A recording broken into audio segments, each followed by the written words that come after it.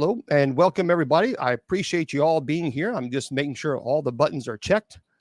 Check. And there we go. Hello, Facebook. Thank you very much. I appreciate you reminding me. For some reason, I have to change this Facebook thing because Facebook doesn't open it up to everybody. So let me do that right now. Just bear with me, everybody. Bear with me. Bear with me. Because I have to open up to all our Facebook friends. Because it doesn't do it. Thank you very much. I do appreciate that. Okay. Open sesame. There we go. Now we're good. Now we're cooking with bacon. Is this cooking with bacon or smoking with bacon? I don't know how to sing. Anyway, hello, everybody. Welcome to the presentation. Thank you so much for being here. Happy Friday. I have the doll. It's in the case. It's over there. But I might bring it out. I might bring it over. I have brought it over several times, but I might there, Tulsa Aaron. Okay, everybody, I'm Bishop James Long with the United States Old Catholic Church, and I appreciate you being here. I really do. Thank you. And we're going to have a really cool show today. I'm looking forward to it. But first, before we get into the meat and potato of the show, I want to say this. Everyone, do me a favor. I want you to send positive thoughts and prayers and energy, first of all, to our deacon, Tommy, who had a procedure done on his back today. So that's number one. That's definitely thoughts and prayers to our deacon. And also, I ask you to send all the positive thoughts and prayers you can to our producer, Bill. Bill recently, just 2 days ago, had a massive heart attack. And he is here behind the scenes right now. It is absolutely phenomenal. It truly is phenomenal. The fact that the man had a heart attack, a massive heart attack. And now 2 days later, he had 100% clogged arteries, and they released it, they fixed it, and with stents, and he is here behind the scenes. It's just, isn't that amazing? I mean, that is just wow. So I ask you to, Bill is a sweetheart of a man, just a great human being, great human being, and would do anything for anybody. And so, he's behind the scenes right now and probably saying, all right, Bishop, okay. But please, if you would, just send your positive thoughts and prayers for his continued successful recovery. Just a phenomenal. And we thank God that he is pushing forward with us and still plugging along. What a blessing. So thank you very much for all your prayers, for your continued thoughts and prayers for Deacon Tommy and for our producer, Mr. Bill. Okay. And thank you very much. So first of all, let's get into the business perspective. If I ask you to please go to this website. They produce our shows. And we use their platforms on Spreaker, and I really appreciate them, and I love being a part of this family. It's kgrad.com, KGRAD as in dog and B as in bicycle.com. Now, please subscribe. It's very inexpensive. They have amazing shows, really tremendous shows. If you love the paranormal like I do, you've got to subscribe. But put Bishop as your promo code, because you're going to get 30% off your subscription. It's already very inexpensive. But if you love the paranormal and you're kind of like, okay, I don't want to watch a rerun on the television show, and you want to watch something new, I'm telling you, the shows are fresh. This show, The Sacred Division, which have, by the way, do you know this year marks the 20th anniversary of The Sacred Division?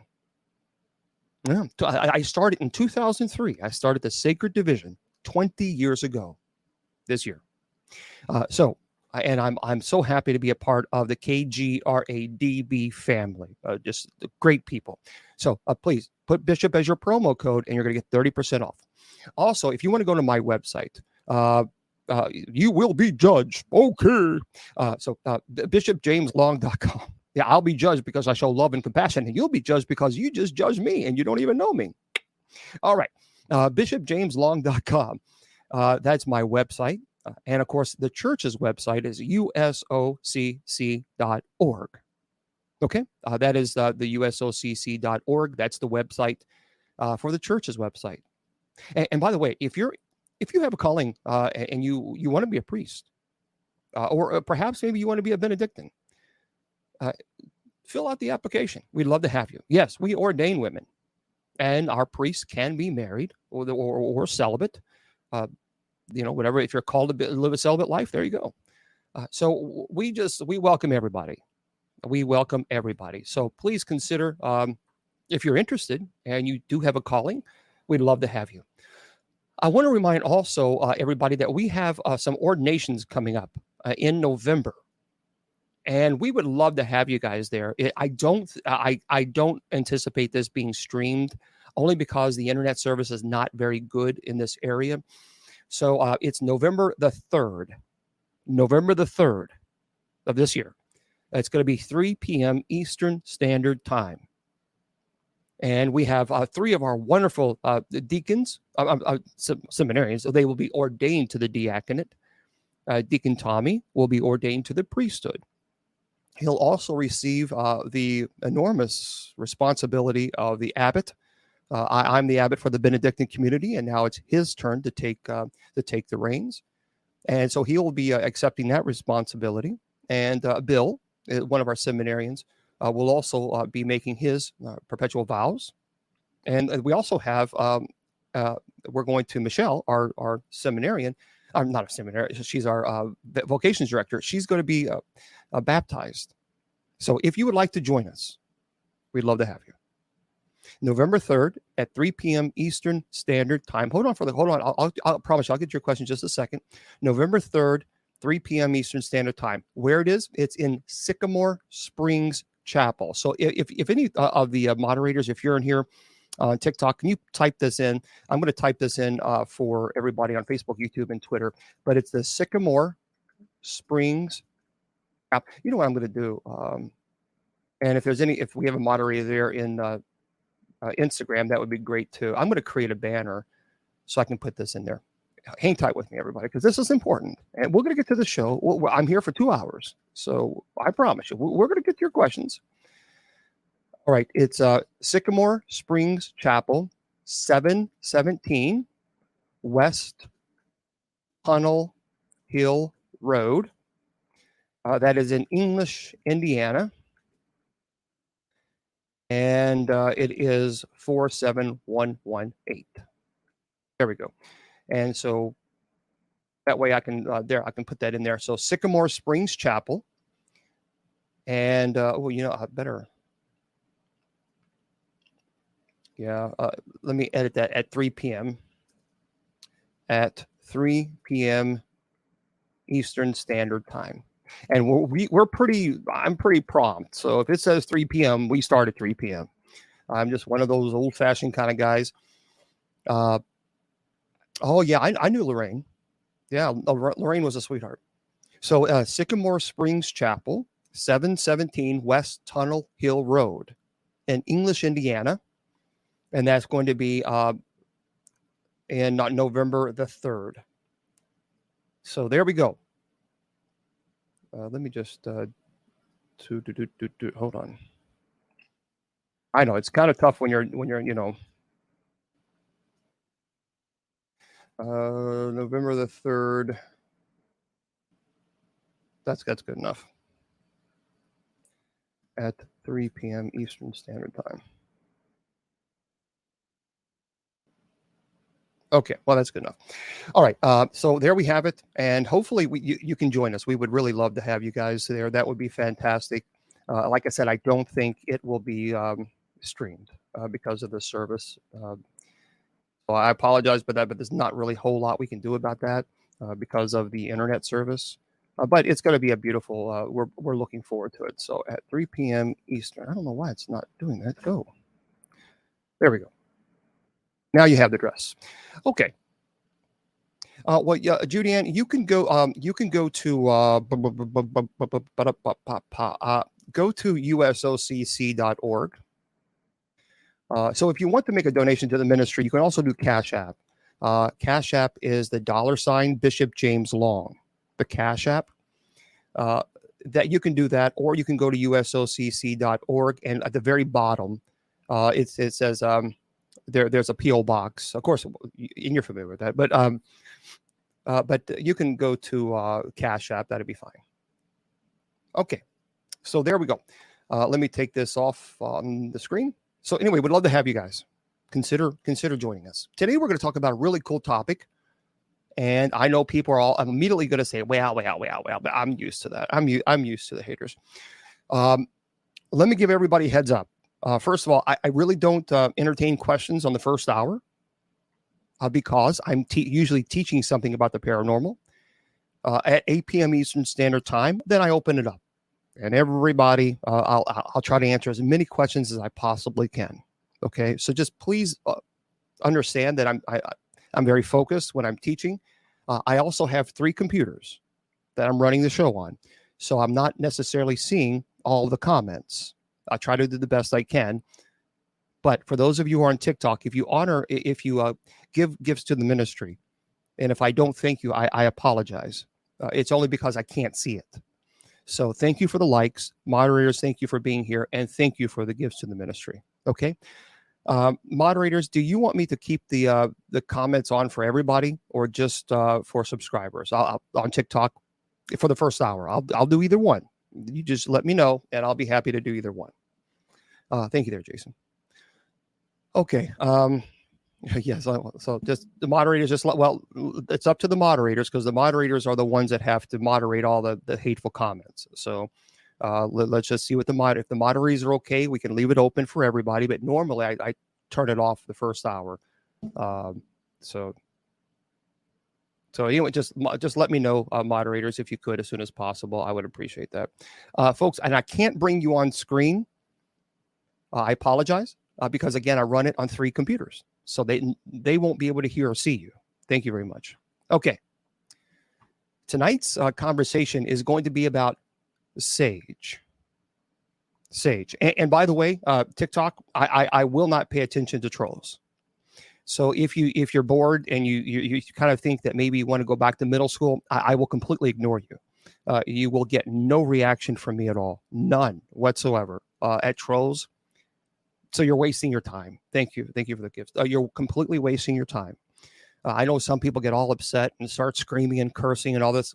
I don't. I'm not a middle school student. We're adults, so you'll just be blocked. So okay, let's talk about sage. Now, I know a lot of people are immediately going to say, "Oh, Bishop Long, you should not promote saging because it's evil, it's the witchcraft, and shame on you," and blah blah blah blah blah blah blah.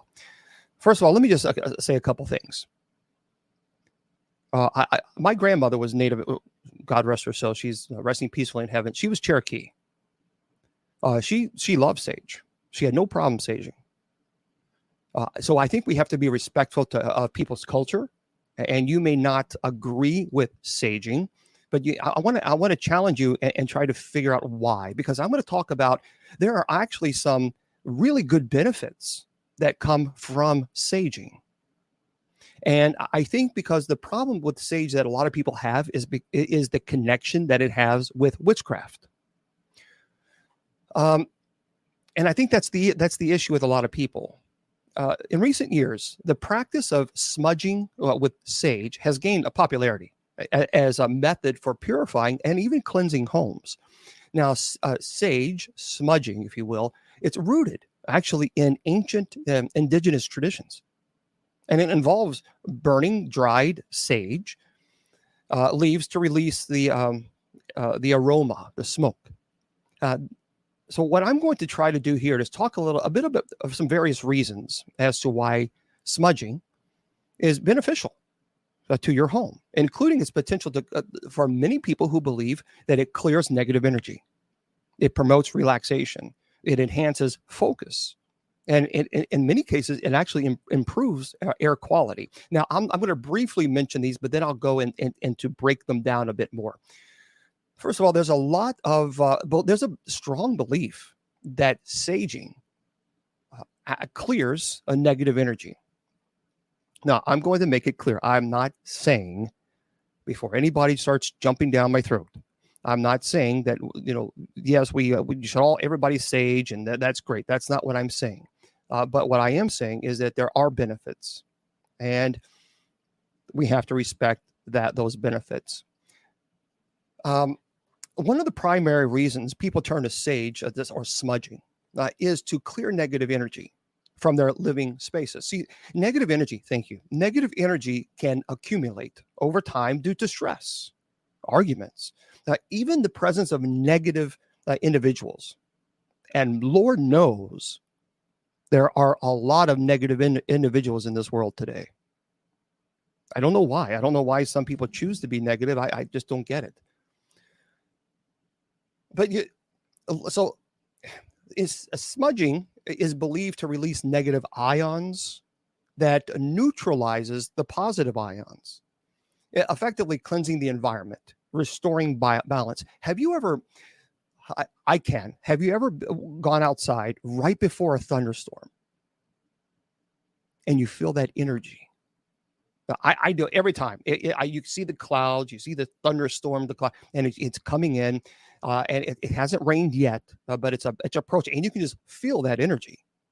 You can feel the energy. Well, I'm going to talk about in just a second as far as the moral perspective, the ethical perspective, but give me time, because we'll get there, folks. We'll get there. But again, hang tight with your questions. I'll get to them at 8 p.m. So just kind of remind people, moderators, if you would. That's negative ions.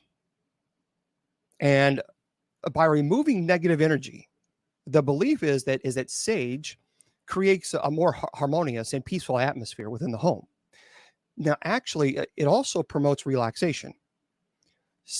Sage is often used to create a calming and relaxing environment. The aroma of burning sage has been associated with stress reduction and increased relaxation.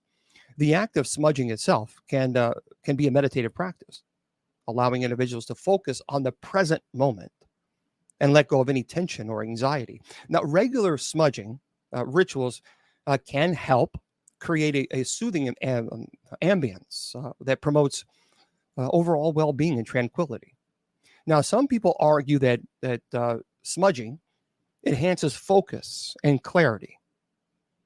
Okay, the aroma, the properties of sage have been known to actually stimulate the senses and improve cognitive function. So by eliminating distractions and promoting a clear mindset, sage can create an environment conducive to productivity, concentration, creative thinking. This makes it an ideal practice, I think, for students, professionals, or anyone seeking to enhance their mental thought processes. There's also a belief that smudging has been found to have many people don't know this, antimicrobial properties, which can help purify the air in your home. So when sage is burned, it releases smoke that can cleanse the air by neutralizing bacteria, viruses, and other harmful airborne practices. Did you know that? This can be particularly beneficial for people who have respiratory issues or allergies. Additionally, sage can eliminate stagnant or stale air, leaving your home feeling fresh and revitalized. So there's a lot of arguments for and against saging. But let's talk about why so many people, especially pastors or even Christians, once you mention sage or smudging, their mind goes right to witchcraft. All the time. And that's why I think so many pastors are so against sage, because when you think of this, they think witchcraft. Why? Well, sage has a long history of being used in various spiritual and actually magical practices. It has been used by different cultures for centuries for its cleansing and purifying properties. In fact, it's been in many cultures that had nothing to do with witchcraft. But in witchcraft, sage is often used to cleanse a space or person of negative energy and to promote healing. Now, there's also belief that sage is believed to have protective properties, which makes it a popular choice for witches and practitioners of magic. This is where I think the disconnect occurs. When people think of sage, they think of people who are practicing magic, M-A-G-I-C-K. And it's often used to create a protective barrier around oneself or space, warding off negative influences or energies. Also, sage is a natural herb. It's often associated with the earth element. And many witches and pagans have a strong connection to nature. Well, so do I. Thank you very much. And use herbs like sage in their practice to connect with the natural world and harness its energy. So I think it's important to note that while sage is commonly used in witchcraft, it is also used in many other spiritual and cultural practices around the world that has nothing to do with witchcraft. So the association between sage and witchcraft is just one aspect of its broader significance. So we have to look at it from that perspective. Someone asked me, why do we incense like the church? What's the point of that? Why do we you go to someone's home and you bless the home?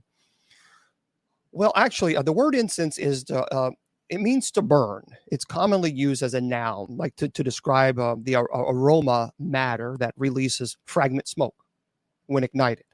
And to describe the smoke itself as a verb to describe the process of distributing the smoke. Now, remember, incense was actually highly valuable. It was a really valuable commodity in ancient times. A gift of incense was something to be really prized. So the tradition of incense and spices provided the economic basis for the famed 1,500 long mile Middle Eastern incense route, which flourished from the 3rd century BC to the 2nd century AD. The use of incense in religious worship, it actually predates Christianity by thousands of years. First, actually, in the East, which was 2000 BC in China. A lot of them like sandalwood, and later in the West, incense has long been has been a long integral part of many religious celebrations. By the way, incense is noted in Scripture, and the Bible mentions its incense 170 times. And the use of incense is in Jewish temple, it worshipped. It continued well after the establishment of Christianity. So the question is, why do we use incense or this aroma then to bless and to purify the space? Well, obviously, I'm clergy, so I have to talk about this because it's important. In the Old Testament, God commanded his people to burn incense. We see this in Exodus chapter 30, verse 7, and chapter 40, verse 27. So in the Catholic Church, incense is what's called a sacramental, used to venerate, bless, and even sanctify the space. Its smoke conveys a sense of mystery and awe. And I think this is a lot of people understand that this is why. Incense may also be viewed in the context of a burnt offering giving to God. So the question then becomes is, what about sage?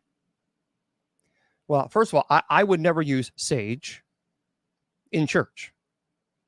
I think that would be inappropriate because it's not considered a sacramental. So like blessed oil, holy water, holy incense, of course, those are sacramentals. You bless and sanctify the space. So from the Catholic perspective, no, you would never, ever, never use sage in church. However, can you use sage in your home? And would that be counterproductive or does that go against Christian values? No, it does not. It does not. It's all about intent. I can use sage for the sole purpose of evil, just as I can use sage for the sole purpose of good. Sage in of itself is neither, well, actually, it has a lot of actually elements that are quite beneficial, but in of itself, it's neither good or bad. It's what you use it and how you use it to determine whether or not it's good or bad. For example, I can use my phone. So here's my little phone here. I can use this phone for its original purpose, the original intent, to make calls or use it on the apps. Or I can use this phone for evil. So I can use this phone, for example, to harass people or go online and troll people and say nasty, nasty comments because they think they're being clever. I can use this phone for a variety of purposes. And the intent is what actually then you can argue, well, then, yeah, you're misusing the phone, or you're misusing whatever it might be that you're using at the moment. I can use my reading glasses. So I can put these on the table and say, if there's a spirit here, can you move the glasses? So I can, thank you very much. I could be opening a portal by using these glasses. So that's not the original intent, obviously, for the glasses, but you get the point. So I think we have to remember this. Now, I want to. This is from a Native American website, and I think that's respectful, and I think we need to present their perspective. My grandmother was full Cherokee, so therefore I have Cherokee in my blood. And this is from Tribal Trade. And their argument is, did you know that there are scientific reasons why you should start smudging with sage or other sacred medicines? So here's the deal. They say, why are so many people smudging with sage? Well, they're going to give us 5. There's 5 important reasons why you should consider start smudging with sage or other sacred medicines. And we're not going to talk about using sage as negative implement. That's not the point. Now, first, the argument is that smudging with sage reduces over 94% of harmful airborne bacteria in a room. So let's just kind of forget the religious perspective for just a moment and calm down with, oh, you're all heretics. Just let's kind of tone that down. And let's open our minds and try to look at the logic. There was a huge reason. In this article, they say to start smudging right there. I'm going to repeat that. Sage reduces over 94% of harmful bacteria in a room. And people, there's scientific research that has been done that proves that the smoke's ability to disinfect and purify the air was maintained for up to 24 hours.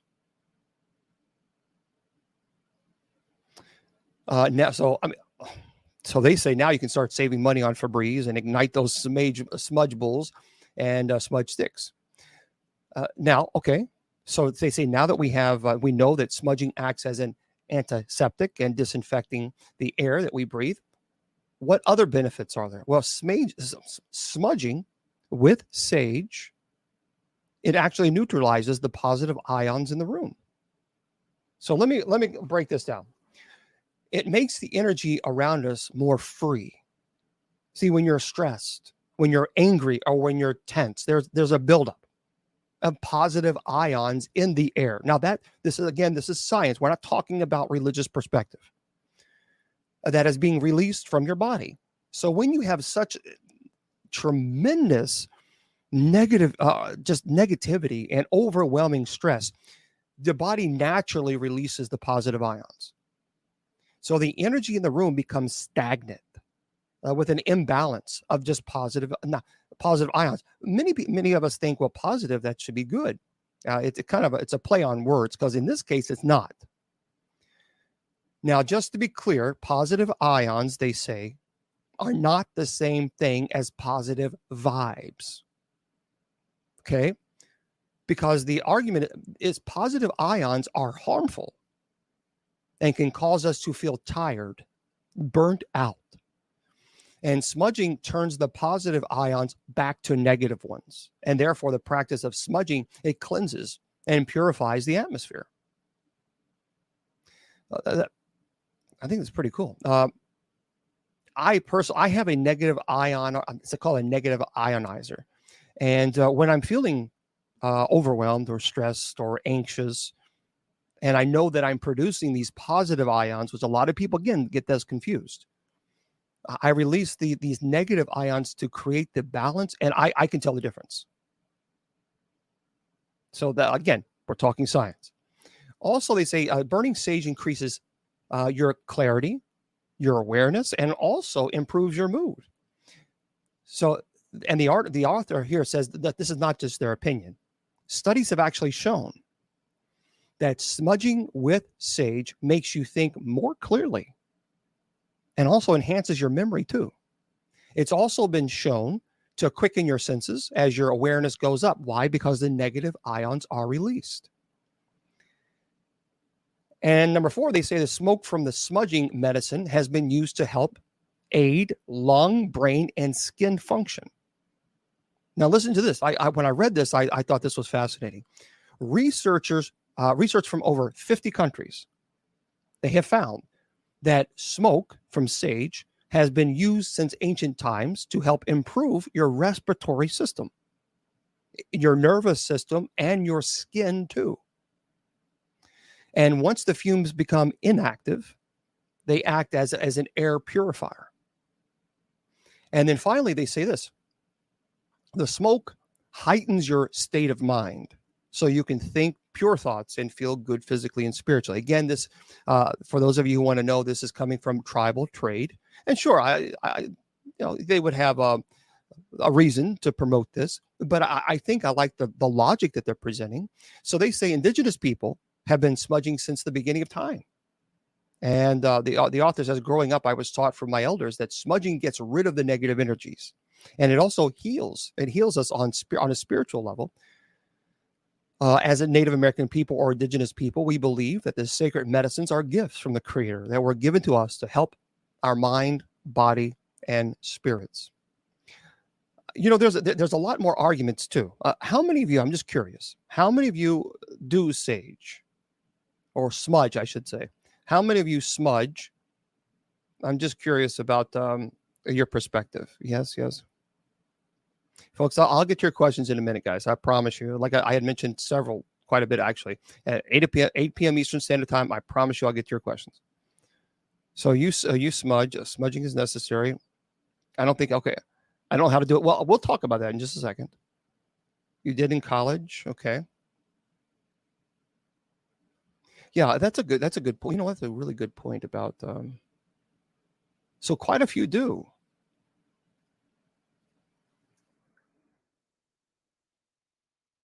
Yeah, I'm just reading the art. I'm just reading some of the comments.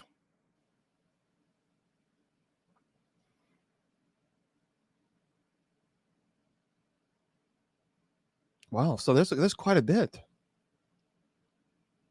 Yeah, I think that's quite a few people saying yes.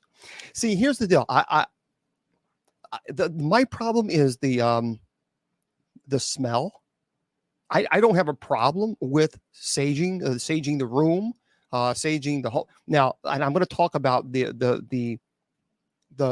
guess the theologian in me has to give my perspective from a theological perspective, but the problem is the smell.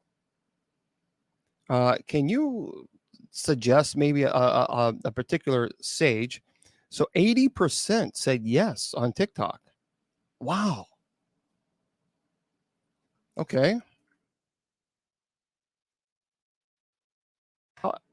How, yeah, I agree. It is small. The strong is very strong. Is there a particular smell? The smell of sage is awful. That's why I prefer Palo Santo. Okay. Well, smudging is. We're going to talk about that. I'm going to give you how to do it in just a second. I will do that. So we'll get there, folks. I have tried lavender, yeah, but I'm talking about sage. So let's talk about just sage. I appreciate everybody throwing out all kinds of. So with dragon blood, does that smell? Is that a powerful smell? Wait a minute. There's lavender sage. See, and I'm learning because I did not know that. Is there lavender sage? See, my problem, I just can't the incense. No, no, no, no. I'm looking at the, okay, look, here's what I want. I'm looking for, I don't want any incense. I want sage. I'm looking for a particular smell of sage that isn't overwhelming. That actually is because that's what I'm looking for. So please, white sage. Okay, white sage. Because a lot of times it's terrible. It smells so bad.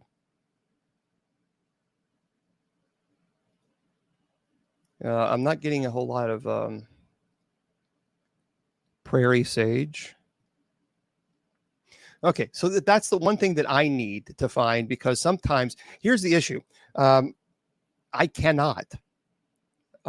In some apartments they won't allow you to use incense, and so sometimes they do allow saging. Okay, so yeah, ordinary sage things. I agree. So you're saying white sage. Okay, I'm going to write this down. Hold on, let me write this down because I don't know. And I went to one house about a month ago, and they allowed sage, but the smell was terrible, terrible. So white sage is not bad smelling. What else? Dragon's blood. Someone else said dragon's blood. See, people think, oh, that's evil, that's satanic, and I guess that's why. Oh, you're saying, see, they're saying the white sage stinks. Okay. Yeah, sandalwood sage. Please, I don't want incense. I'm just sage. I don't want oils. Say, come on, folks. Try blue sage. Okay. Blue sage. Yeah, we got white sage, prairie sage. Okay. I've never heard of prairie sage, but I'll check that out. Cleveland. Okay, there's a Cleveland sage, everybody. Cleveland sage is the sweetest smelling. Okay. Yeah. I don't want to dip anything. I don't want to, because it's too. I don't know how to do all that. I just want to open the package and burn the sage. That's it. I don't want to dip in oils and all this. I can't. It's too much. Okay, clary sage. All right. So here's what I got for anybody else. Yeah, that's wood. That's not. We're talking about sage. So we got white sage, but some people said it smells. Some people don't like it. So some say it smells. I'm going to put that bad. Then there is dragon's blood sage. A lot of people, but it's very strong. Blue sage, prairie sage, Cleveland sage is this. And then the clary. So blue sage is awesome. So, okay. So there we go. Hopefully this list will help you too. Clary sage. Yeah. Again, I don't want. Okay, I don't want candles. I don't want incense. I don't want oils. I want strictly sage sticks. That's all we're talking right now, because we're trying to help everybody. And just dragon's blood smells like bacon. Okay. Oh, okay. Thank you. Okay, great.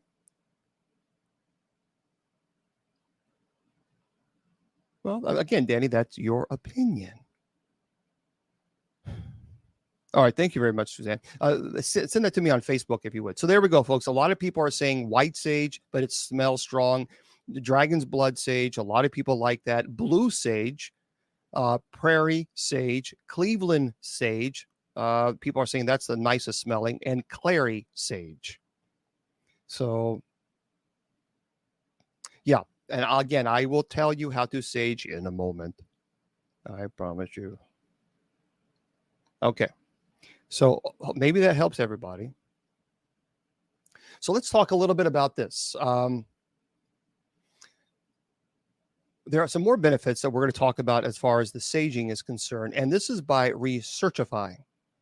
So they say, are you interested in burning sage to enhance the air quality in your house, improve your health, or alleviate depression or even anxiety? Well, they say in traditional medicine, sage is utilized as a spice and a way to promote health. You see, smudging, or otherwise known as the burning of sage, that's what we mean when we say smudge. It's an ancient spiritual practice. Smudging is a common Native American culture or tribal practice. However, it is not practiced by all tribes. Now, it is due to the traditions of it is due to the numerous Native American people. Among them are the Lakota and some other tribes, of course, Cherokee. Sage has been used in Egyptian, Roman, Greek, Native American healing practice for thousands of years. So dry sage is burned to heal, protect, increase wisdom, and strengthen disease defenses. I'm not full sure about the wisdom part, but okay. Common sage, Spanish sage, white sage, and Chinese sage are some of the most well-known sage species, according to this article.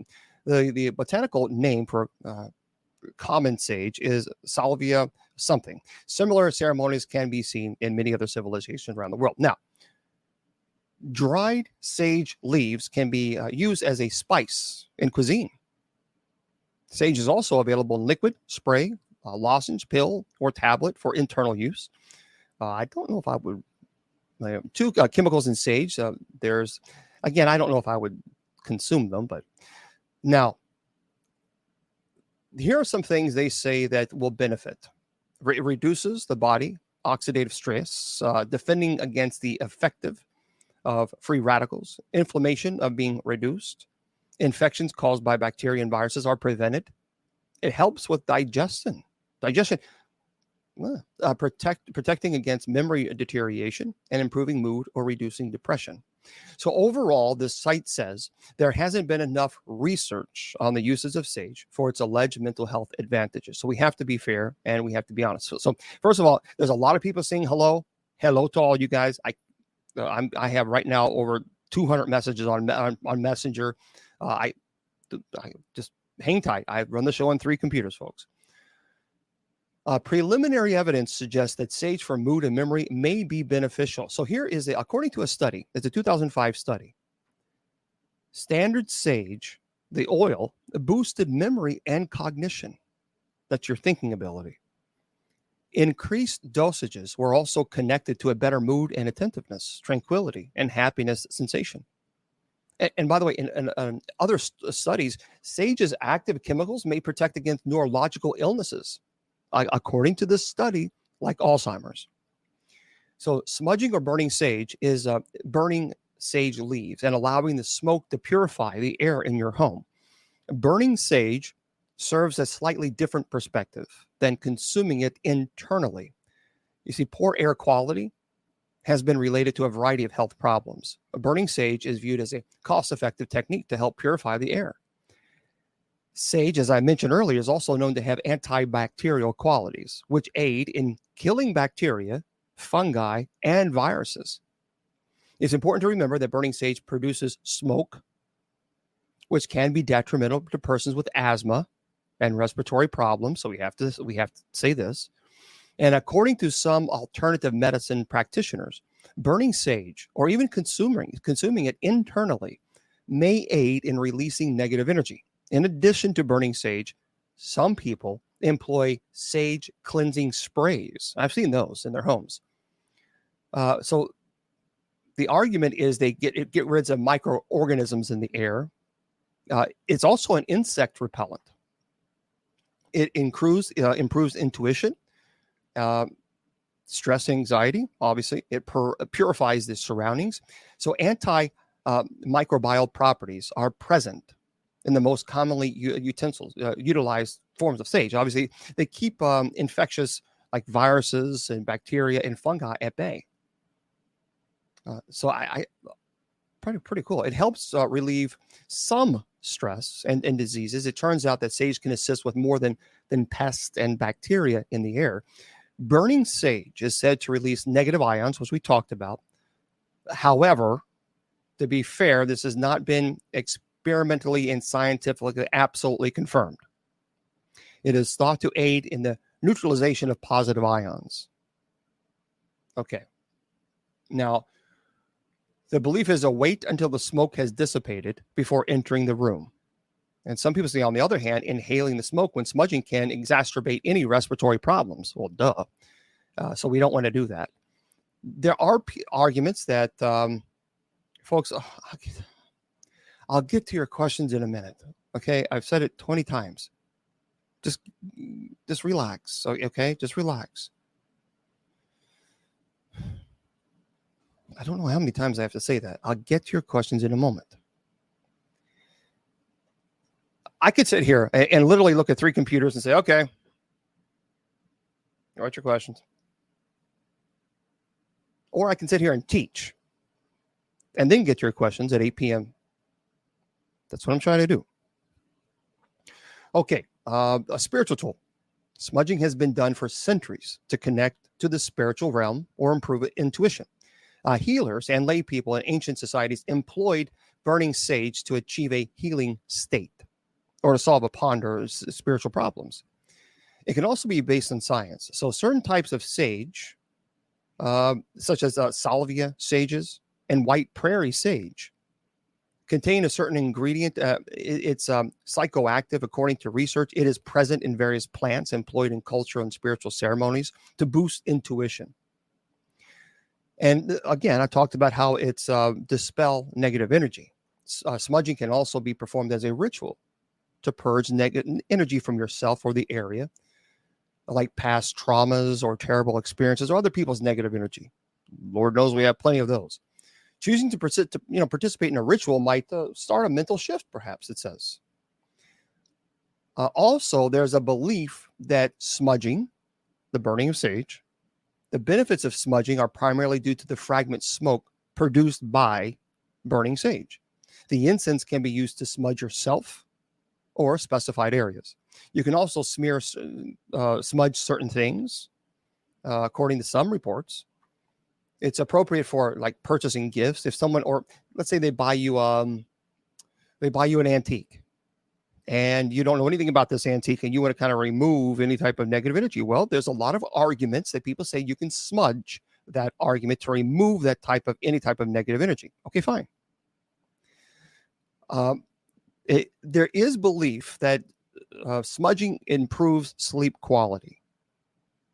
So smudging has long been used to protect against negative energy that could disrupt sleep. Now, there are some studies that say that sage has chemicals that may aid with insomnia. For example, garden sage is occasionally used in the same way as white sage.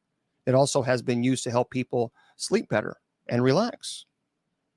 It helps boost cognition. So smudging with sage may increase your memory, focus, in addition, by the way, to dispelling negative energy. We talked about improving mood, strengthening intuition. There was an assessment in 2016, and evidence regarding salvia's cognitive enhancing advantages is promising. So it suggests that we could use it to treat dementia, Alzheimer's. But again, obviously more research is required. But it is showing, the studies are showing some interesting perspectives there. Also, energy level. There's a lot of people who believe that it will increase the energy. So getting rid of that negative energy from the body and items and spaces will help you welcome the newer, fresher, more positive energies. Okay, smudging is also done with sage-like plants closely related to white prairie sage. And it does create sometimes an uplifting fragrance. Well, I'll be honest with you. I have used sage before, and I guess I'm just using the wrong type of sage. Because, it smells terrible. And again, if you were here in the very beginning of my presentation, I explained it thoroughly as to why there's so many people who believe that saging is connected to witchcraft. So we've already talked about that. And I think that's, it's sad that immediately you think sage, evil, magic, and I wish we could kind of train our thoughts or our minds at different perspectives. So, but this says uplifting fragrance. I disagree. So far, the sage that I have burnt smells terrible, but they say this may be the best of all benefits for some. Pure and simple, they say sage is a beautiful incense with a divine aroma. I don't know what they've been smelling, but the sage that I have used before, no. So that's why I was asking. if you guys, what's your favorite as far as the smell. So what do you do then?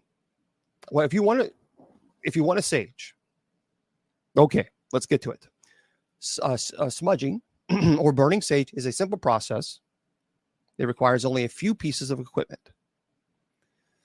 Some people will use a ceramic clay or even a glass seashell or bowl for holding the burning sage or capturing ash. You need a sage bundle or a smudge stick, matches, fine, or lighter. Some people have a feather, so when you fan it, some people like that, some people don't. So you can smudge with a variety of sages. For example, white prairie sage. People like that. We can kind of debate as far as which is the best. So how do you prepare? Well, they say in this article, if you're smudging for spiritual, energetic, or negative clearance, some people propose setting intentions before burning sage. They say you should remove animals and people from the room. Duh. And before and during and after smudging, leaving a window open, it's a good idea. And so that makes it possible for smoke to escape. Some people feel like that smoke carries pollutants and negative energy. So don't skip this step, they say. So how then do you smudge? Well, while there is a lack of data to back up the practice, there are a few disadvantages to burning sage in your house. In terms of mental health practices, burning sage is relatively inexpensive. The advantages of trying something new can't be overstated. So to begin burning sage, you'll need to first locate a supply of the herb. And there's plenty of places where you can buy sage, even online. Steps. So to begin with, you'll need a container to burn the sage. It can be a bowl to capture the ashes as the sage burns, or an incense tray. You can also purchase a sage burner. Fill it with sand or soil. And we'll talk about why a lot of people prefer sand or soil. I'll talk about that in a minute. They say always keep water on hand. Before you start burning the sage, open a window. It allows the smoke to leave, and fill the burning container with sage and ignite it. And to keep it burning, let it burn for a few seconds before blowing the flame out. If the smoke stops coming out, try lighting it again. Set an intention for what you're doing with the sage if you're utilizing it for purposes to remove negative energy. Okay. Allow the smoke to enter each room you'd like to purify. Allowing too much smoke to permeate in an area is not a good idea. So, and obviously they say avoid taking direct inhalation of the smoke.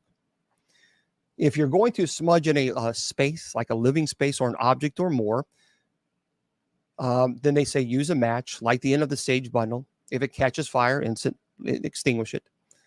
The leaves tips should generally smolder, generating dense smoke. And with one hand, direct the smoke over your body, and while holding the bundle in the other. Allow the incense to remain on the parts of your body or the environment that you want to concentrate on. Direct the smoke with a fan or feather. However, that's not required. And again, allow the ash to accumulate in a bowl.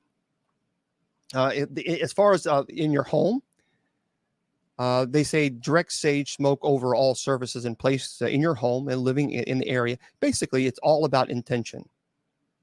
It's all about the intention for this. If you want to use it for yourself, you can use a feather. Okay. Anyway, set your intention before you begin. If you have a sage bundle, hold it by the end, light the other end by a lighter, and hold the smoldering sage bundle and container with loose leaves on one hand. And again, there's nothing wrong. You don't have to have feathers. Some people have like one of those little flip fans where they can fan it. That's fine too. They say begin at the entrance of the space that you want to smudge and move clockwise around the room, making sure to smudge all the corners, your doorways, your windows, any area where negative energy may be. And you can open the windows and open the doors, certainly. You can also smudge yourself, again, by moving the sage and the smoke around your body. And they argue start from the head all the way down to the feet, or to the feet up to your head. If there are specific areas or objects in the space that need extra attention, spend more time smudging those areas. And then, of course, now about extinguishing the sage. This is the part that a lot of people make mistakes on. They say once you've finished smudging, gently press the smoldering sage bundle or loose leaves against the heat-proof container. So a lot of people have sand or dirt. Some people make the mistake of taking it out in water. You don't want to do that. If you do it in the water, you're going to. I have done it before and ruin actually the sage itself. So you don't want to. You definitely don't want to do that. Now, people love Palo Santo as well. It's like it's a musty smell. It's considered by many people holy wood. It's commonly burnt with sage or incense to cleanse an area. Now, there's a lot of people who believe that it has a lot of therapeutic properties. Palo Santo has a long and distinguished history in ceremonial rites, and even in creating sacred spaces. It has a soothing smell and cleaning the cleaning energy. It also helps relieve stress and anxiety. So after you smudge, after you cleanse the area, dip the candle, the candle's burning end into a dish and ash and like sand. So a lot of people like sand. Some people like dirt. I like sand. And now when you store your sage stick, because you don't want to just throw it away, because many times the sage is still there. The stick is still, depending on how obviously long the stick is. You can extinguish your sage stick after clearing and cleaning it by gently pressing it into like a shell or clay or a bowl. And after that, open the doors and windows in the room to let all the trapped energy to escape. Some people prefer to wait 20 to 30 minutes for the sage smoke for the peak effectiveness. Now, the U.S. Food and Drug Administration has approved sage for use as a spice or condiment as well. So the usage of sage for health purposes is generally regarded as safe. However, if you are thinking to use sage internally, obviously you should inform your doctor. No doubt about it. Some sage species contains a neurotoxin that can affect the nervous system. And a hazardous dose of sage oil is believed to be 12 drops or more. And it's generally secured to do so. Again, when you're talking about children, you need to be careful about that. So just be aware of any potential respiratory issues that children or animals have. Now, we have to do this because it's only fair. Smudging is safe when done appropriately and respectfully, and the effects persist long after the smoke is cleared. When sage is lit, use caution. Burn and even flames are possible if you aren't careful. Never leave sage to burn unattended. So make sure that the bundle is completely and thoroughly dry once you're finished. It is usual. Sometimes it will set off smoke detectors. That's why I cannot use the church incense in apartments. But many times the sage will not cause the alarms to go off. People with asthma and respiratory illnesses may be more sensitive to the smoke. And that's why you need to keep a window open if you're doing this. Restlessness, high heart rate, vertigo, vomiting, renal damage, seizures, tremors are possible with long-term sage use. So be careful about that. And the article also says whenever you want to use sage is the best time to sage. Burning sage, they say, is an excellent technique to cleanse the previous owner's energy and set your goals for the place when you move into a new home or office. You can, however, sage your home whenever you feel drawn to do so, whether you're looking to reset your energy or simply unwind. Fine. When it comes to how often you should sage your area or yourself, there are no hard and fast rules. So when you feel that the negative energy is there, consider saging. Now, Native American, by the way, a Native American smudging prayer. I need to talk about this because my grandmother's Native American. Well, she was, God rest her soul. Smudging has profound origins in Native American culture and ritual. It's an integral aspect of the culture and ceremony. So they want to, in this article, they want to share the smudging prayer to acknowledge the holy nature of this event. And again, this is from a Native American perspective. So we have to we respect all people and all cultures. The prayer that many shamans will pray when smudging: may your hands be cleansed, that they may create beautiful things. May your feet be cleansed, that they may take you where you most need to be. May your heart be cleansed, that you may hear its messages clearly. May your throat be cleansed. So you're doing this while you're saging. May your throat be cleansed, that you might speak rightly when words are needed. May your eyes be cleansed, that you may see the signs and wonders of this world. May this person and this space be washed clean by the smoke of these fragrant plants. And may that smoke carry our prayers spiraling to heaven. It's actually kind of beautiful. Burning sage has a long history. It may be beneficial for beginning in spiritual practice or making a life of transformation. It could be helpful if you're going through a transition, want to start making some positive adjustments. Burning sage is a powerful ceremony indigenous people have used for thousands of years to cleanse negative energy. So if you're going to use sage in your own home, business, apartment, make sure you do it correctly. On the other hand, burning sage is unlikely to help if you suffer from severe mood disorders or clinical anxiety. It is beneficial to consult your doctor, obviously. As a spiritual activity, the website says burning sage has numerous advantages. There's evidence that I've just argued for an entire hour that sage has health benefits such as antibacterial qualities and increased alertness, but more research is needed. Beyond the cultural practice of the ritual, there is relatively little research on smudging. Remember that burning sage in some Native American communities is revered as a religious activity. So obviously treat the with awe and reverence. And if you want to know where I got all the information, you can go to healthline.com. You can go to verywellmind.com, tinyrituals.co, cb2.com, and mindbodygreen.co. Okay, so there we have it. That's a little bit of information. You know, a lot of people want immediately, and people, and I'm not paying attention. I will not pay attention. Listen, I'm not going to allow people to determine my worth. I'm not going to allow people to tell me how I should live my life. If you don't agree with this, I don't care. I don't care. I'm not asking your permission or anybody's permission to agree with me. I'm not asking your permission whether or not I should do this presentation. I don't need anybody's permission. So if you disagree, that's fine. That's no problem. Then it's not for you. It's not for you. It's not for, that's fine. That's okay. But one thing you ain't going to do is you ain't going to come up on here. You ain't going to tell me what I should and should not do. So let's there's a lot of people, you guys don't see it. There's a lot of people coming saying I mean, seriously, the comments that I've seen, some on Messenger, have been pretty aggressive. I mean, really nasty. Really, really, really nasty. So to those people, I would pray for you because obviously you need a sage. Girl, you need a sage. That's what you need to do. You need to smudge all over. You need a smudge bath. Because you got negative energy that's oozing. Seriously, I think we have to be so. Some people think they have the authority to judge others and condemn others and then tell you how to live your life when their lives aren't in complete shambles. Isn't that interesting?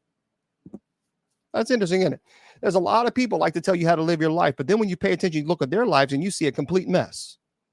But they're going to come up here and tell you how to live yours. Girl, boo. Let that go. Okay. I mean, remember, Jesus had problems with religious people. They crucified him. So, yeah, I agree with that. In that term. Oh, you want to know the links again? Sure. They are Healthline. If you're looking for the links that the references, healthline.com. verywellmind.com, tinyrituals.co, cb2.com, and mindbodygreen.co. So there we go. That's the references there.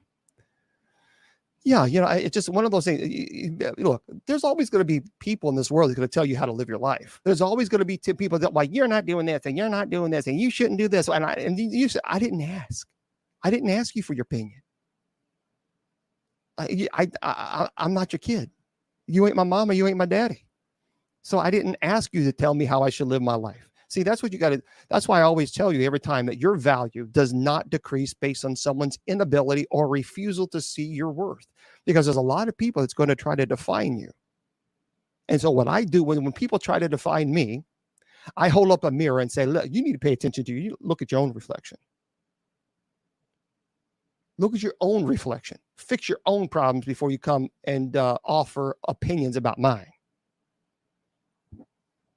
And that's how I work. Okay, I can't bring you on. I said that a billion times already. I can't bring you on because I run the show on 3 different computers and people won't be able to see or hear you. Okay, I should do a recording just constantly when people are wanting to come on. Okay.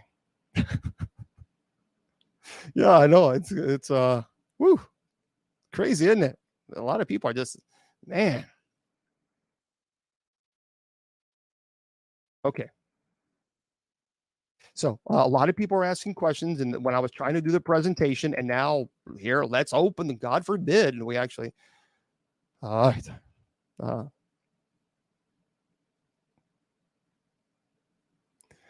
Have people in this world met demon to condemn good people? Let the good saints do the work. Yeah, there you go. There we go. Isn't that the truth? Yeah. So I'm going to look into these sage, the smells. I don't like anything that's really like the regular sage stinks so terrible. And I think white sage is what I had, and it's just really bad. It's not. It's not.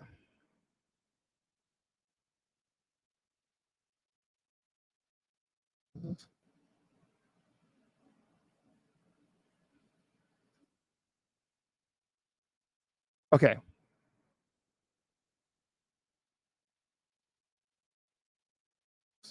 People are asking.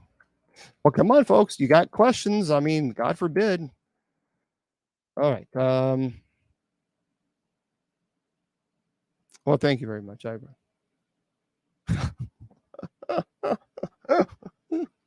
Okay, folks. Look, the Pope's throne is not built in the shape of a serpent. I appreciate the question. I do. But you have, folks. Please don't get your news on social media. Okay. The Pope's throne room, also known as the Apostolic Palace or the papal apartments, is not specifically designed in the shape of a serpent. The architecture of the Vatican and its various buildings, by the way, including the papal apartments, is influenced by different historical and artistic styles. There's no intentional serpent-like design. It's more important to verify information from reliable sources before accepting such claims. So that is junk that's put on social media for clickbait so they can get paid. Sorry. Okay. Yeah, so it looks like Dragon's Blood people liked and Blue Sage. I'm going to try to find Blue Sage and Cleveland Sage. And then I'll give you guys, I will tell you what I think about it. Hello.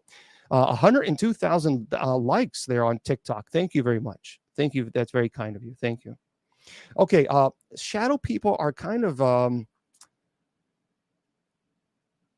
oh yeah. Thank you very much, Sue. Shadow people are, it's a debate, isn't it? Because I have been in some locations where shadow people were present, and it was very negative, unbelievably negative. I've also been in paranormal investigations where the shadow people, I didn't feel threatened at all, not at all. So it's Oh, this stupid thing.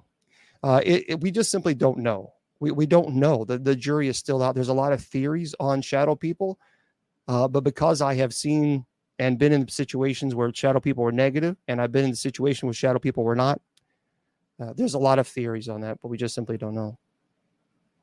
How do you feel about the Vatican holding the true history of secrets of mankind? I actually think that the question itself is erroneous, because it implies that the Vatican is hiding the true history and secrets of mankind. So I think the question in of itself is misleading, because I don't believe that they're doing that. Can you give us more interesting things about God? Well, we can, but we can, but keep in mind, we try to, I'm very, very strict when it comes to Bible study on Sundays and Wednesdays. And this is Friday, so one time a week, I answer paranormal questions. So for the folks who want the paranormal, I try to be fair to them. Matter of fact, I did a presentation on just the scientific proof that God exists. Scientific proof. Without question. And we're not talking about opinion. We're not talking about just the scientific proof. And I did that this the other day. Maybe I'll do that again on a Bible study. Doing good. Glad you're here. Yeah. Well, thank you very much. Thank you. Please. Yeah, I just I'm not a fan as far as the question. And I understand, Joe, the question, but the question is, how do you feel about the Vatican hiding the true history and secrets of mankind? Well, the question implies that I believe that the Vatican is hiding secrets and the history of mankind, which I don't believe that. So I think that's why I don't believe it. All right. I'm agnostic. Can you change my mind? I'm not here to change your mind. I mean, that's, I have, let me tell you something. I appreciate the question. I have learned in life that no matter what I say, no matter what the logical arguments are, there are some people, no matter what I do, they're just simply not going to accept it. They're just not, no matter what. And I can do the best I can to explain. But as far as can I force? No, I can't. Thank you. Oh, please. I appreciate that. But I'll be happy if you guys want me to talk about the scientific. Well, thank you for the universe. If you want me to talk about the scientific proof of God, I will. But I try to be respectful to people. A prayer, I would say the St. Michael prayer, the short form, which is, St. Michael, the archangel, defend us in battle, be your protection against the malice and snares of the devil. May God rebuke him. We humbly pray and do thou, O Prince of the heavenly host, by the power of God, cast into hell Satan and all evil spirits who wander the earth seeking the ruin of souls. So I would certainly say that's a fantastic prayer. There's a shorter form and there is a longer form as far as the prayer itself. And a shorter form that I just did, it's fine. I did not know Malachi Martin. No.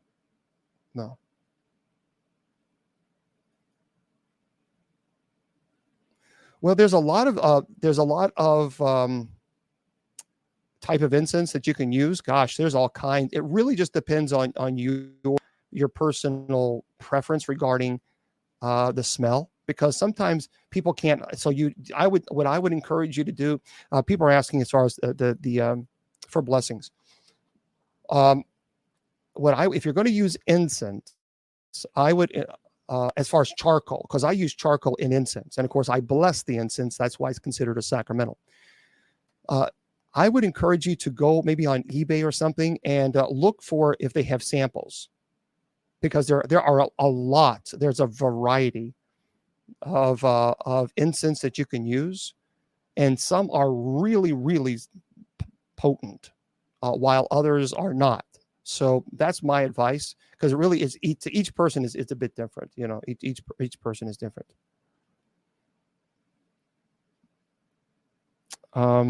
Stephen King, I've read. Yeah, I've read Stephen King. Yeah. It's wait a minute. Hold on. Whoa. Back the train up there, sunshine.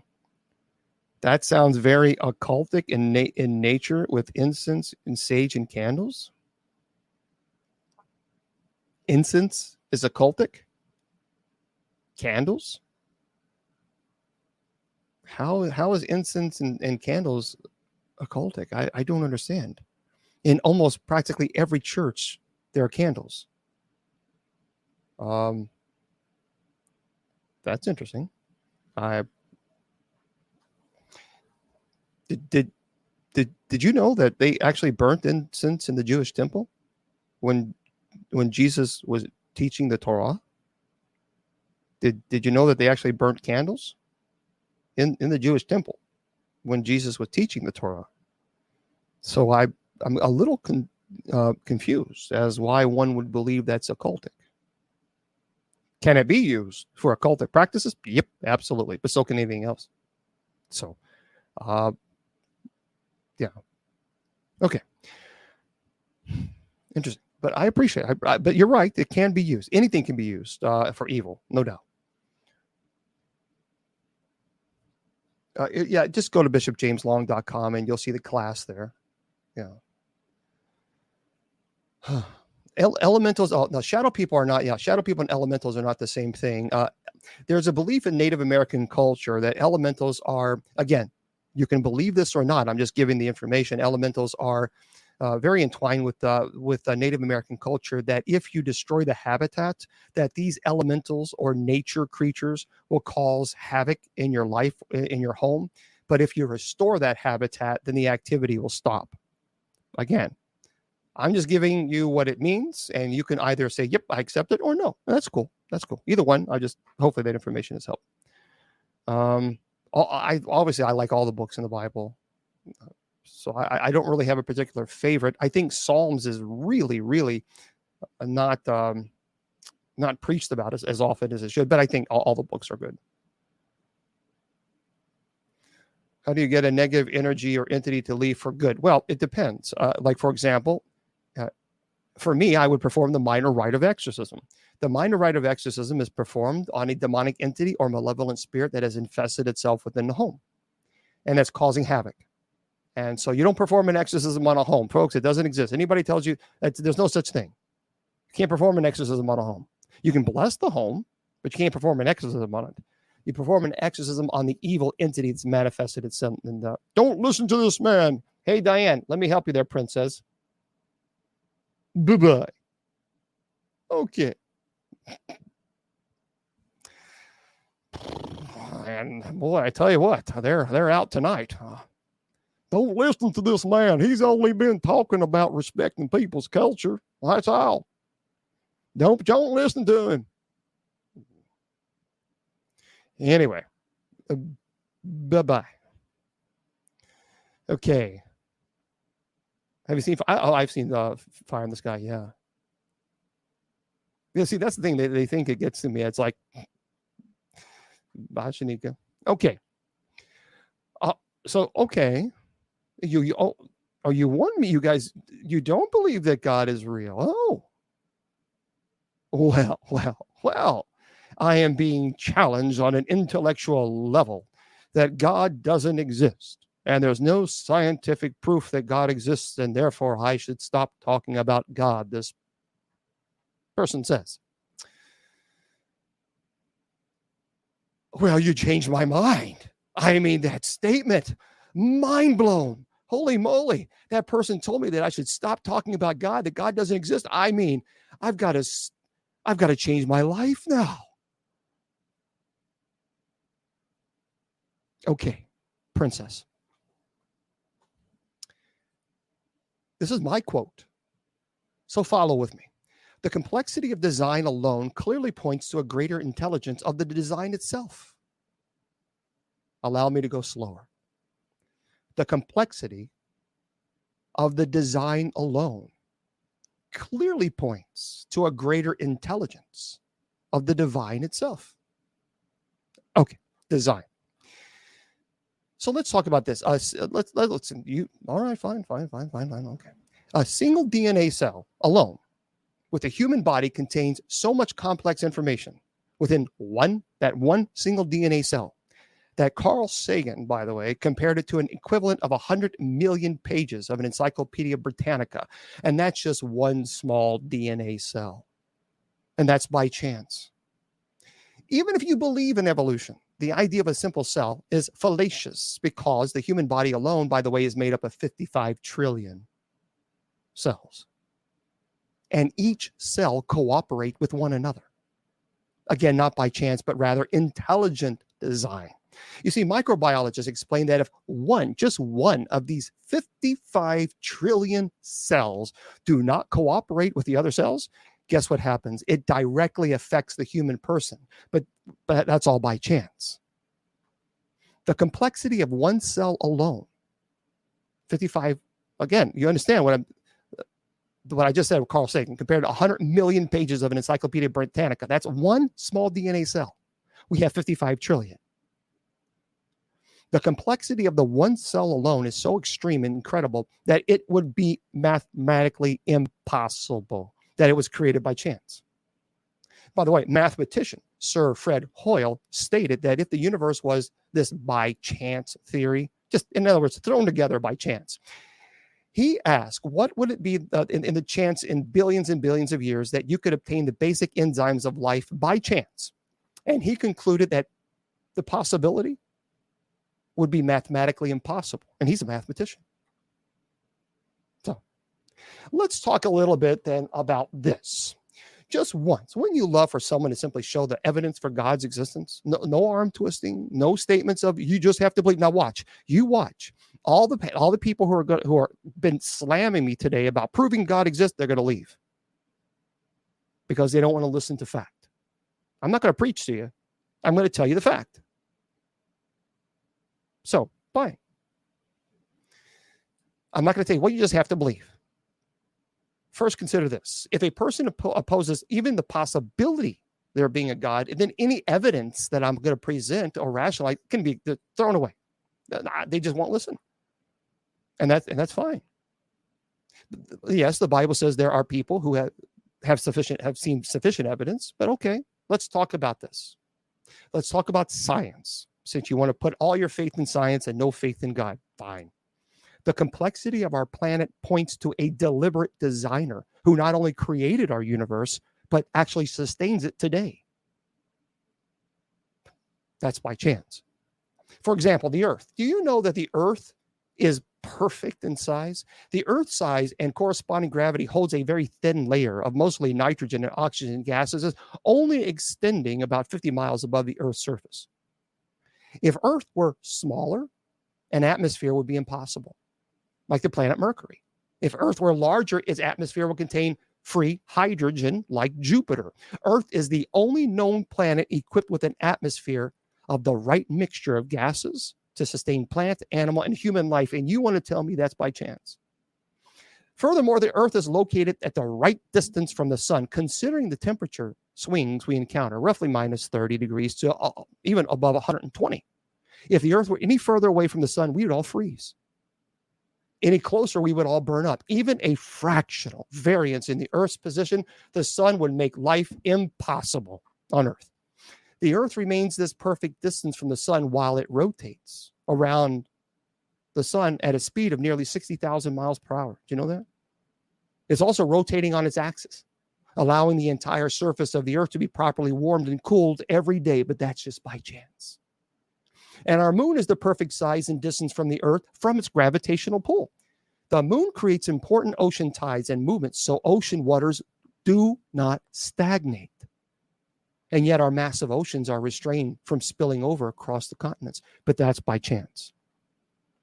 Water, let's talk about that. Colorless, odorless, without taste, and yet no living thing can survive without it. Plants, animals, human beings consistently mostly of water. 2/3 of the human body is water. Now, it has an unusually high boiling point and freezing point. So water allows us to live in an environment of fluctuating temperature changes. So while keeping our bodies at 98.6 degrees, water is a universal solvent. This property of water means that thousands of chemicals, minerals, and nutrients can be carried throughout our bodies and into the smallest blood vessels. Water is also chemically neutral. Without affecting the makeup of the substance it carries, water enables food, medicines, minerals to be absorbed and used in the body. Water has a unique surface tension. Water in plants can therefore flow upward against gravity. bringing life-giving water and nutrients to the top of even the tallest trees. But that's by chance.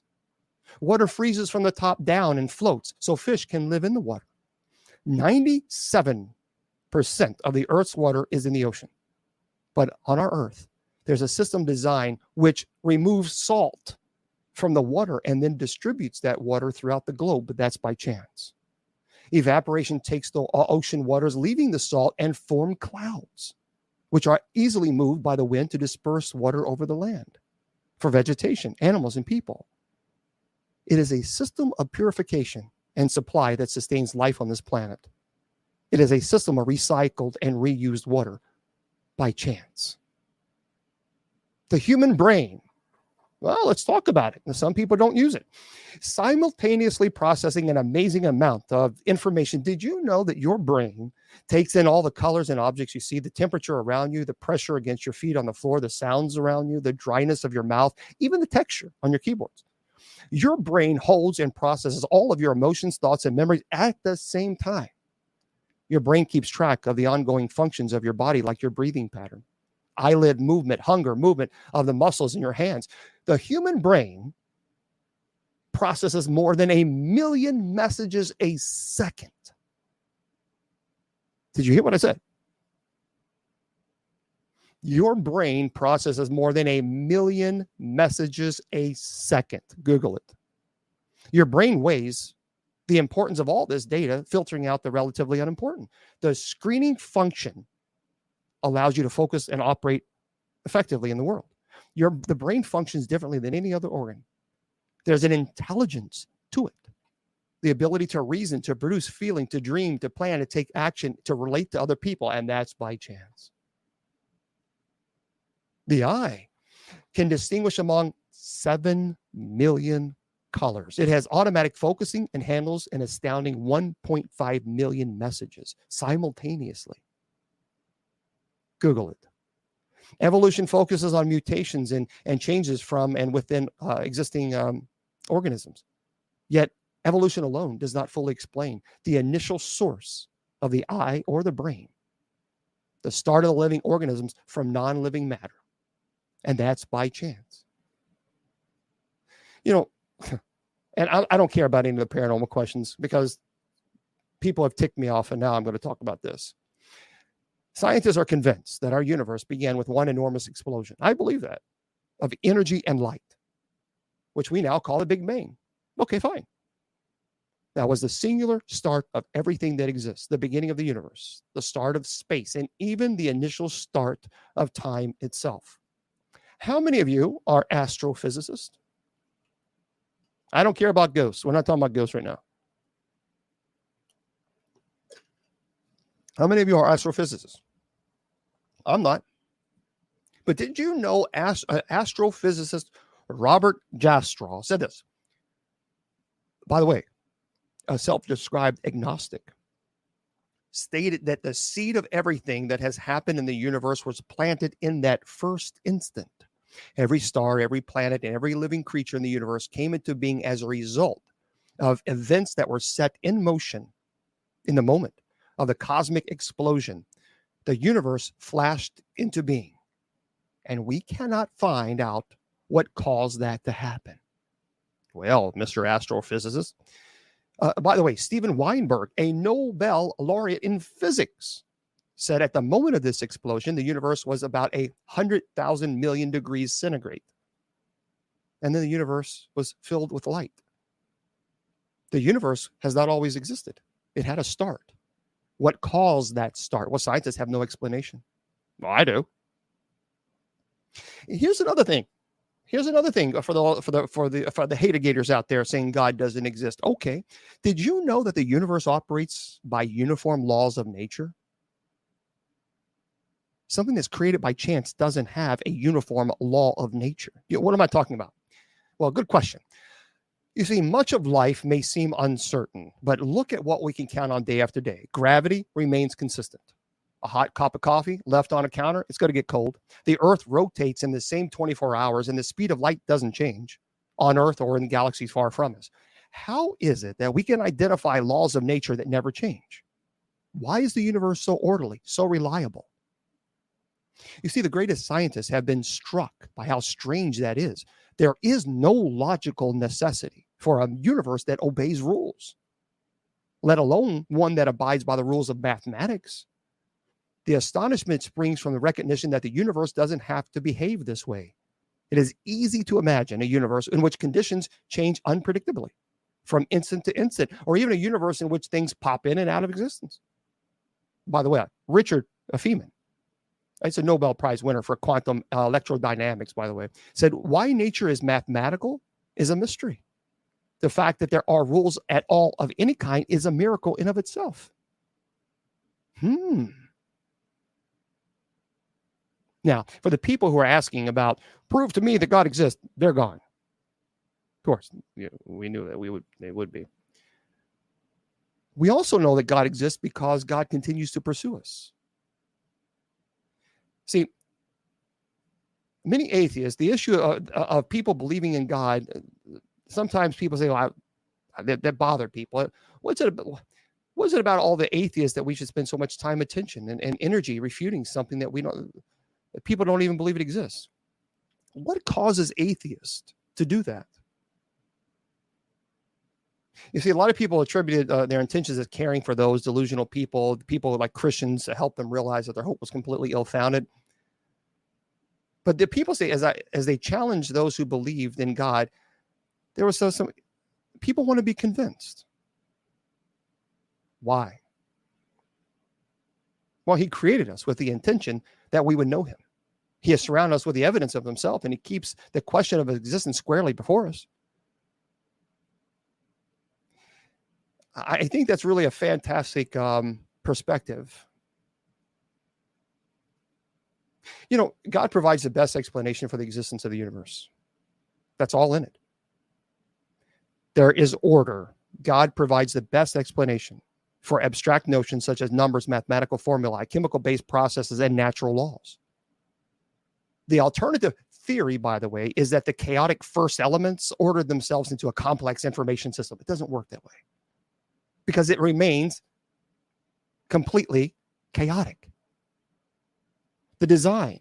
God provides the best explanation for the absolute complexity inherent in the cosmological, stellar, planetary, chemical, and biological systems.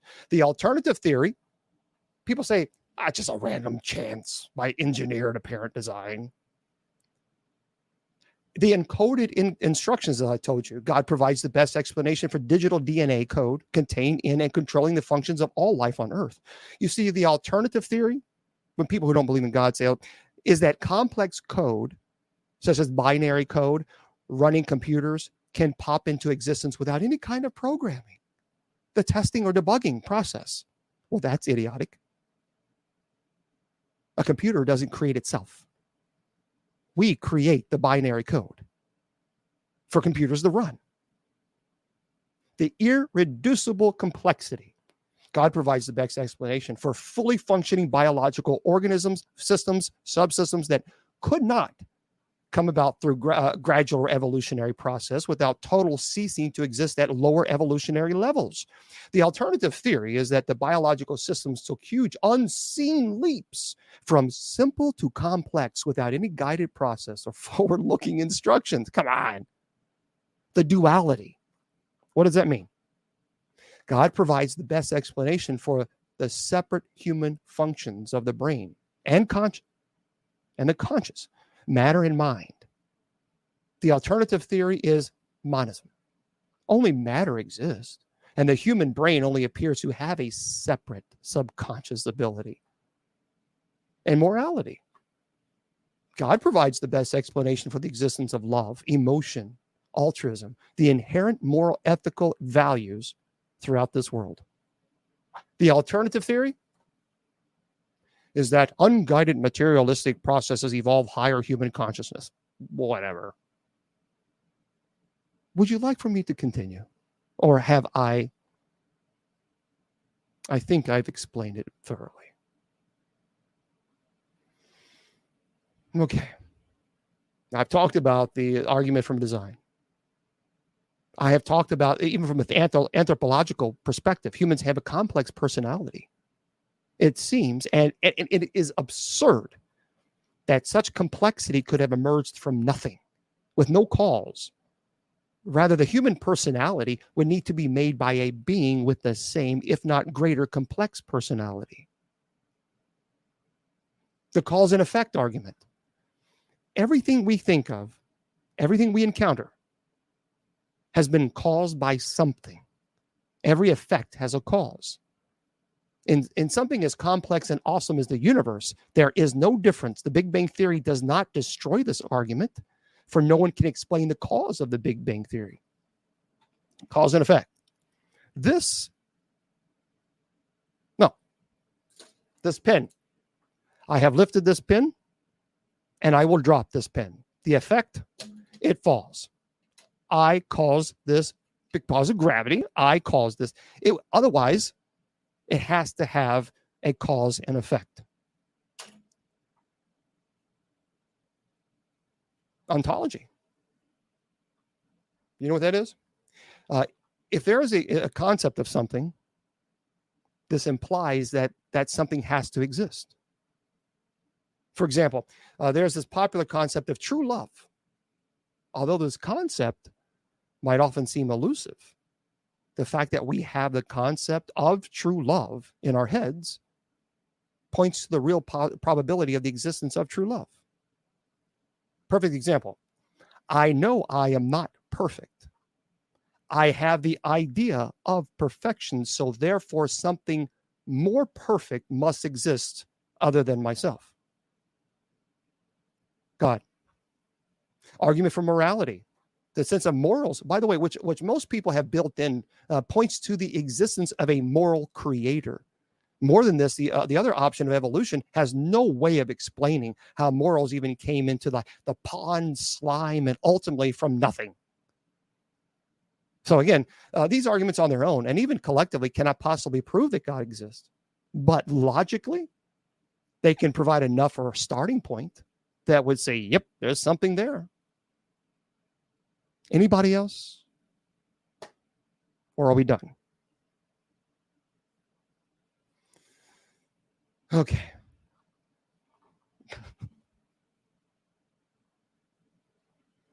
Oh, that's true. A lot of people still don't have morals. That's true. But many people do. Okay. Thank you very much, Kim. And thank you for the 152,000 likes on TikTok. Cheers.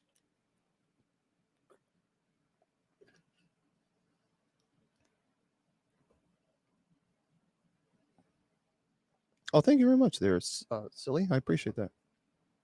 Rapture next month. It doesn't matter. We don't have to worry about the rapture. Yeah, I mean, absolutely. Yeah, someone's asking. Yes, the physical universe was caused by something beyond it. Something does not create in of itself. Nature is not. So there's something that had to. The unmoved mover had to create or even think of the existence. Remember, God exists outside of existence. He exists outside of time and matter. Everything we encounter has a cause. The words you're hearing right now is causing by I'm speaking to you. Cars move because they have an engine. A tennis court didn't suddenly just come into existence one day. It was built by someone. People speak words because their brains instruct the muscles in their mouths to move. So it's reasonable that the world we can see and which we're a part of also has a cause. And in all this, in all the universe, by the way, the most complexity is found in the human body. And I talked about that, and specifically the human personality. This means that the cause of the universe must be at least as personal as we are. You want to here's some logic here, a deep philosophical, theological arguments here. This personal cause, higher being, brought about a universe with a number of characteristics.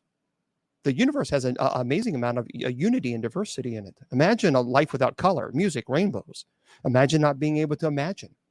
Humans have emotions and intellect, which brings about hopes, dreams, fears. They also bring about their recurring, why am I here? What is my purpose? Humans have the ability to make their marks on this world for good or for bad. And this is why we see extremes such as Adolf Hitler and Mother Teresa.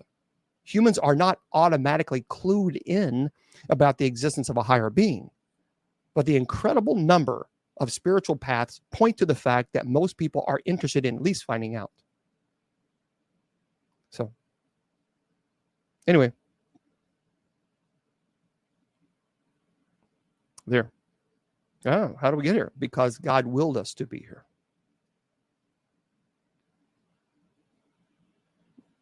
All right, so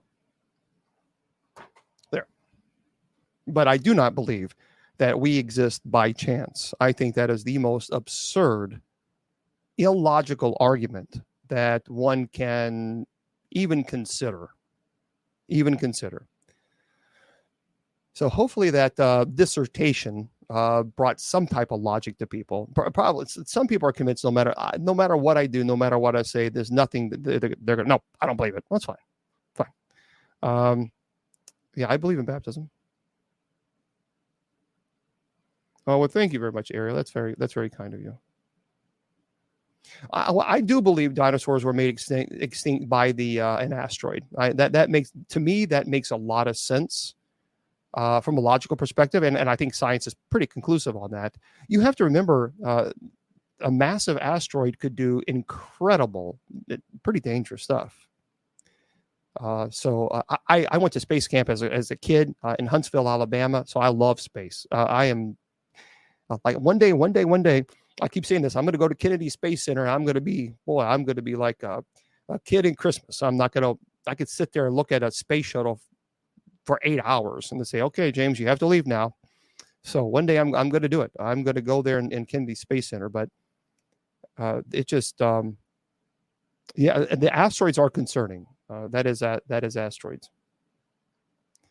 Okay, so I will get to some of your questions, your paranormal questions, because I was slammed for some reason. I don't know what the people are wanting me to prove the existence of God through logical perspective. So, yeah, I love astronomy. I agree. I agree, Ariel. God is science. I agree with that. Because God created science.